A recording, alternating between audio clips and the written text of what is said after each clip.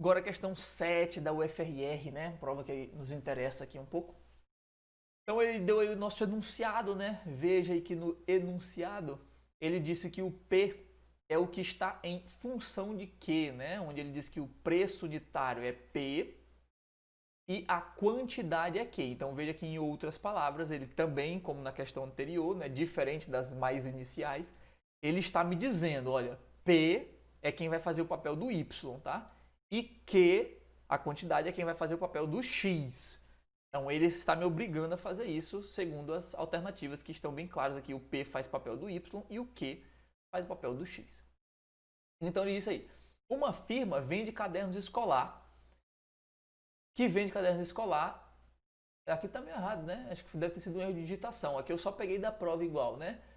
Analisou suas vendas e concluiu que a cada redução de R$ 2 no preço unitário do caderno, aumenta a quantidade demandada em 100.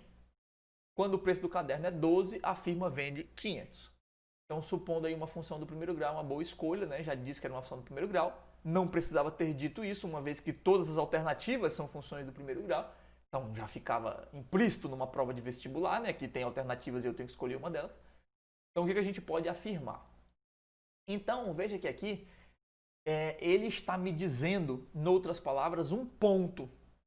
Ele está me dizendo que o ponto 512 pertence ao gráfico dessa função. Lembra que ele disse que a quantidade era o x e o preço do caderno era o y?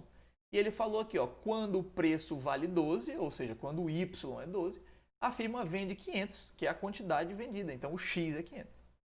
Então, eu tenho um ponto. E aí ele não te deu outro ponto de forma explícita, né?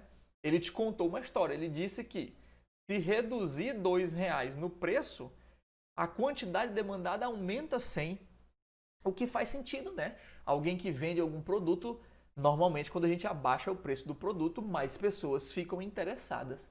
Né? Então significa que, apesar dele não ter dito isso com tanta clareza, significa que se o meu y não for mais 12, se o meu y for 10, ou seja, reduzir R$ 2, a minha quantidade demandada não será mais 500, será 100 a mais que isso.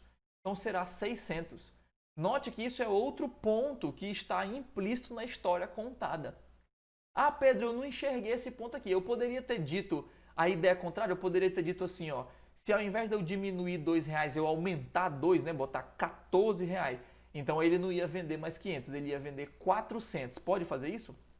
Pode, né? Você está entendendo aí que esse negócio do primeiro grau. Então, se eu estou diminuindo o x, está aumentando 100. Se eu estou diminuindo o y, está aumentando 100 no x, né? E a ideia contrária é válida. Se eu aumentar de 2 em 2, eu diminuo de 100 em 100, né? Esse é o comportamento linear. Então, eu vou deixar aqui o ponto mais simples de ser observado, que é o 610.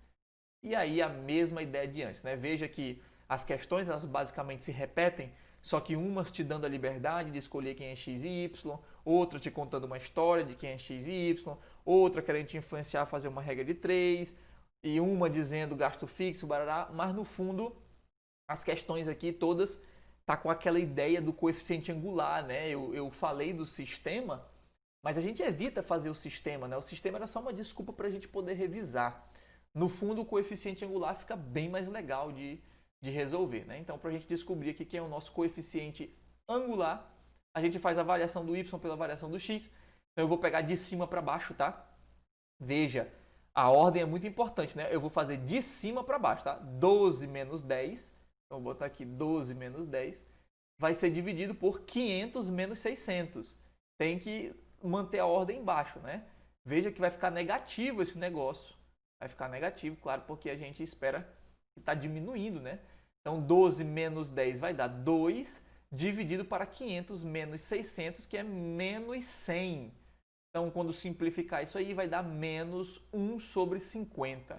Então, isso que é o meu coeficiente angular, significa que essa minha função do primeiro grau, ela é menos x sobre 50 mais b, né?